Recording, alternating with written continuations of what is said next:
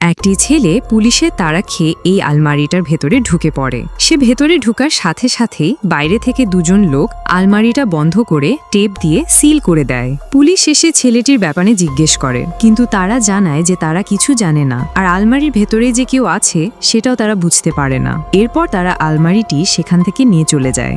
এরপর ছেলেটি যখন আলমারি থেকে বের হয়, সে দেখে যে সে সম্পূর্ণ নতুন একটা বাড়ির ভেতরে রয়েছে। সে পালানোর চেষ্টা করার সাথে সাথে তার সামনে এক সুন্দরী তরুণী এসে দাঁড়ায়। তাকে দেখা মাত্রই ছেলেটি ভয় পেয়ে তার বন্দুক বের করতে যায়, কিন্তু তখনই সে বুঝতে পারে যে মেয়েটি আসলে অন্ধ। তবুও ছেলেটির সন্দেহ হচ্ছিল যে মেয়েটি হয়তো অন্ধ হওয়ার অভিনয় করছে। ঠিক তখনই মেয়েটির কাছে একটি ফোন আসে। ফোনে তার কথা শুনে ছেলেটি পুরোপুরি নিশ্চিত হয়ে যায় যে মেয়েটি সত্যি অন্ধ। সে ফোনে কথা বলতে গিয়ে জানায় যে তার স্বামী 30 মিনিটের মধ্যেই বাড়ি ফিরবে। এরপর মেয়েটি স্নান করার জন্য বাথরুমের দিকে এগিয়ে যায়। ছেলেটিও আস্তে আস্তে এগিয়ে যায়।